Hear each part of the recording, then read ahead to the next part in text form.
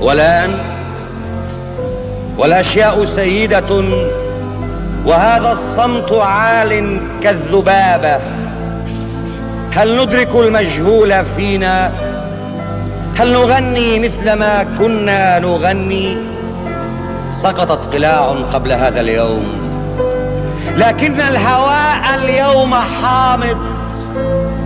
وحدي أدافع عن جدار ليس لي، وحدي أدافع عن هواء ليس لي، وحدي على سطح المدينة واقف أيوب مات، ومدت العنقاء وانصرف الصحابة.